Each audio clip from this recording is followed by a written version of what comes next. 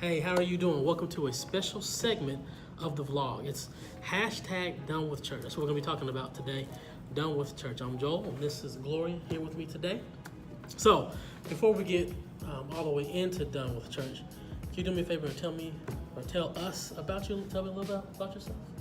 Gloria, 45. I'm originally from North Carolina. Okay. Moved to Texas about 3 years ago. Have an adult son, a granddaughter, full-time employee, full-time student. Okay. What are you studying? Business. Business. Okay. What do you want to do with that? My intent is open a B&B. Oh, I'm coming. Okay. As soon as it's open, I'm All right, coming. I'll let you know. So, all right. So, one thing I like to start with is asking you about your favorite thing. So, the first thing I want to start with is your favorite color. Purple. Purple. Okay. And your favorite movie? The color purple. The color. Okay. Well, that's cool. Let's see. Your favorite food? I would probably say vegetables. I'm a veggie head. Okay. So Grew what? up in the country. So what vegetable? Probably greens. Oh, yes. Now, are you a ham hock, smoked turkey, vegan style? Like, how do you do your greens? Smoked turkey. Okay. And you cook Used them to. yourself? I do. Ooh, Learned okay. from grandma. Yes, those are always the best ones. I cook greens, and mine are always vegetable broth and a whole bunch of vegetables. Okay. So I don't do too much of the meat in my greens. But yeah, I did smoked turkey. That's good. I'm trying to think what else. Color, food. Ooh, favorite song. Favorite song? Probably Kurt Carr, I Almost Let Go. Okay. Wait, can you sing that for us? Can you sing it? No, not gonna sing it. Okay. Not today. Okay. So I don't know if I know that one. Kurt Carr, Won't Let Go. I Almost Let I Go. Almost Let Go. I'm about to look that one up. Okay, cool. So let's talk a little bit about this Done with Church hashtag. So I remember one day I was in the office and I was telling Gloria about how my wife kind of came up with the hashtag. I was thinking of this long hashtag like why I'm done with the church, why I don't want to go to church anymore, because I kept running into people who kept saying like, Joe, I love Jesus, I read my Bible, but I'm done with church.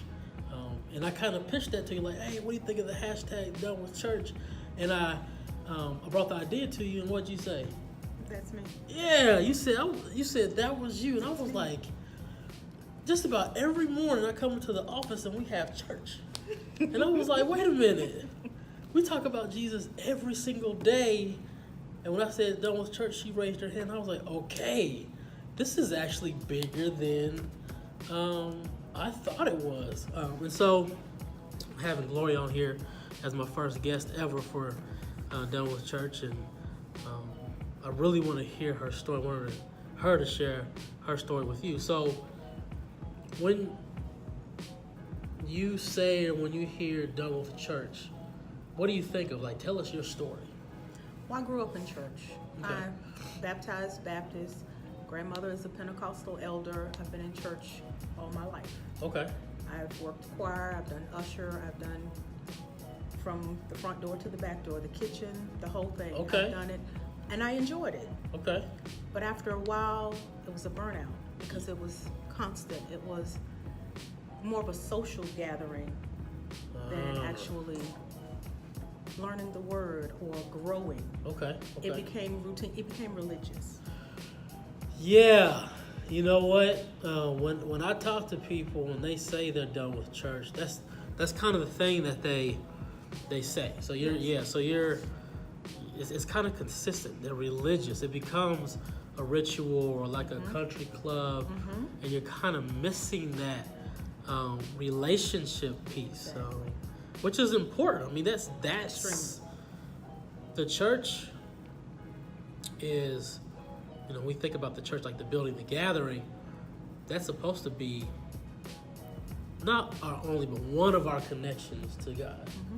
One of our connections to Jesus, where we grow closer to Jesus. It doesn't matter if you were saved yesterday or you've been in the game for 50 years. You should always feel that connection, and if there's not that connection, there is cause for concern. It is. You know, because it became more of a responsibility than a relationship. Yeah. So like I work Monday through Friday, have Saturday to do what I need to do. Yeah, I got church, but once I get there, I have to do this, do that, da-da-da. Yeah. And you don't get the opportunity, or you lose the opportunity for true worship because of so many responsibilities. You know what just popped in my head? The Martha Mary thing, where Mary was sitting at the foot of Jesus and just enjoying the presence of Jesus. And Martha was back there working and being all busy. And Martha came in and like, Jesus, we got all these people. How come she's not helping? He's like, well, she's doing, you know, what she needs to be doing. Exactly. I'm not going to be here forever. So she's soaking up all of this, you know, the presence of God. I mean, Jesus is right here in front of you. And instead of hanging out with me, instead of hanging out with Jesus, you're out there serving other people. Which there's nothing wrong with serving people, Not but at all. sometimes you have to just recognize that it's just time to just be in the presence of God. And wow. So I think we lose that a lot. yeah, We lose that a lot. we do lose that. We do lose that. And I understand, because I mean, you know, I served in church. I actually started church, you know, singing in the choir when I was 6 or 7. Mm-hmm. And from then on, I've always been in the church. Actually, being in the church is one of my most favorite places to be. But I've gone through my stages of burnout. Because you know, my wife and my wife also, since we've been together, we kind of just dive right in. Mm-hmm. So we kind of got to the stage where, like, you know, I'm burnt out. I'm outpouring and giving all the stuff, and I'm not receiving anything. Exactly. And I can see how that could put you in the place where you say, I'm done with church. So where are you now? Like, you know, I guess I'll say it this way. Like, what are you doing for yourself to grow closer to Jesus, since you're not in a place that's pulling you away? Actually, I've grown more. I spend more time reading and studying and meditating, because I did not have a lot of that time before. Yeah. It was, you know, because before Sunday, you still have choir rehearsal and to prepare for the anniversary and to prepare, you know, it was constant preparation for something, which never gave you the free time to prepare yourself. Wow. So Yeah. I feel like I'm in preparation stage for something else. Oh. And when I say done with church, it's not to say I will never go again or never be active, but I will do that with a different set of eyes. Yeah. Definitely with a different set of eyes. Yeah. And before I get to that burnout stage, to know when to pull back. Absolutely. Because once you're in it and you're active and you're involved and people see that you are a willing vessel, Yeah. you know, you're pulled. Absolutely. You're pulled. And before you're done with this project, another one has come up and another one, and you realize, I haven't had time for God. Yeah. I've been busy, but I've been busy with God. Yeah. And that's the thing that, you know, I had a so this is what God, okay, there's a term he gave me. It was serving amiss. So I was, you know, in the church serving a lot. And he showed me I was serving next to my calling and not actually serving in my calling. Because I know I've been called to preach. I know I've been called to pastor. And for a season, I wasn't doing that. I was assisting pastors. I was working with pastors, and I was supposed to do that for a certain time. But that time expired, and I was still there. Yeah. And then he showed me, he was like, Joel, this is good. You've learned everything I've called you to learn from this experience. It's now time for you to move on and start pastoring and ministering out there on your own.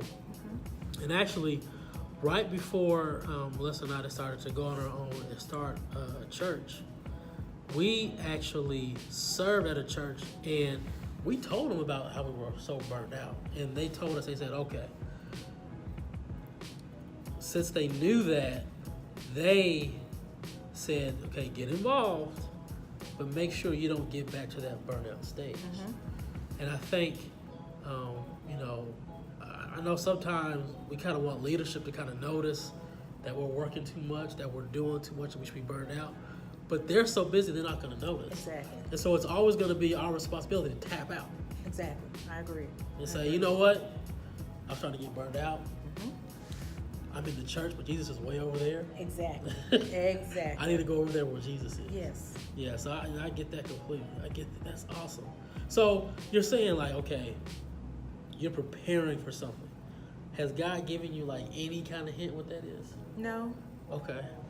No, I don't know what it is, but I do know that the place that I am now is really where I should be. That's good. Because I'm in a different type of peace. It's I'm growing, I'm learning, and I have an opportunity now to see some things that I've been doing that, you're in routine of doing, and it's like, so you've been doing this all these years for what? Yeah, I understand that, yes.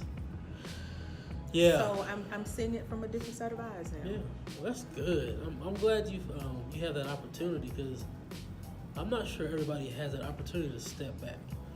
And again, the hashtag is done with church, but you're just saying you push the pause button. Pretty much. And honestly, I mean, technically, we're having church right now. Definitely. He said, when 2 or 3 are gathered in my name, I am there in the midst. Definitely. And so I think that's something that people should be thinking about. Like if you're thinking about being done with church, I understand. I understand you wanted to step out and take a break and take a pause and reevaluate things. But there always has to be that connection with your brothers and sisters in Christ. That's important. Somebody that you're talking to, somebody that you're, so you're reading a scripture and you're like, I think this is what it means. It's good to go and bounce it off of somebody. Again, the Bible has 2 scriptures. First, where 2 or 3 are gathered, I am in the midst. And it also says, do not forsake the gathering. There's no number attached to that word gathering. So it could be you and another person, because there's 2 people, Jesus is there. Yeah. It could be a small group. It could be you and your family having a Bible study. So I always suggest that you do have that connection with other people. God, this is me kind of musing a little bit, but Jesus said the 2 greatest commandments are love God and love people. So in our walk with Christ, God and people are always going to be, involved. I even have a cousin who kind of is in the whole done with the church thing, and we talk every day about the Bible. I have my circle. Yeah, exactly. I have my circle. He might not, be, going to a church, and every once in a while he goes to a Bible study, but he does have somebody who can kind of help him walk through the scriptures. I have a bunch of people, not just my mom and dad, but other pastors, my wife, my friends, my family. I have a community of Christians who,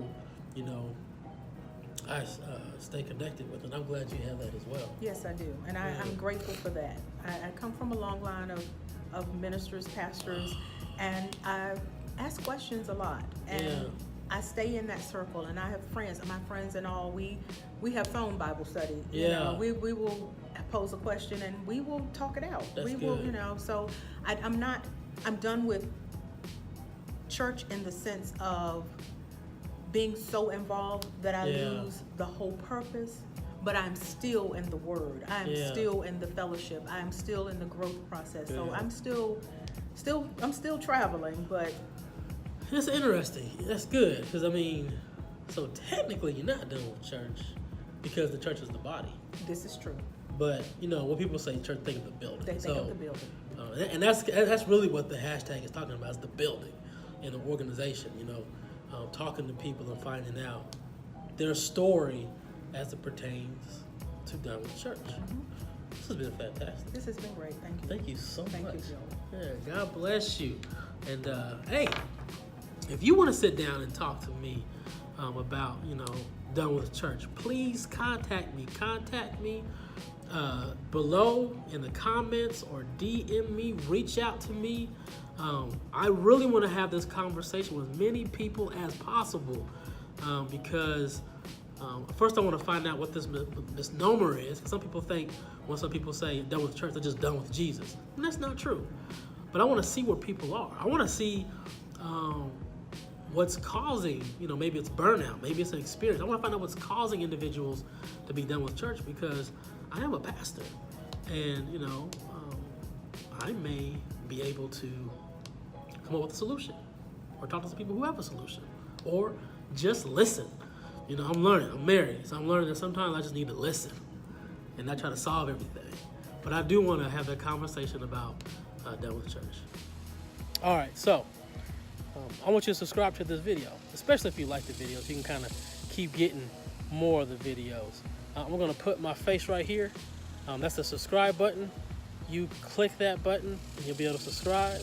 And then also, if you see a bell, like it's down over here, maybe down at the bottom, click that bell, and you'll be able to, you'll be notified every time I'm on here, every time I post a new video.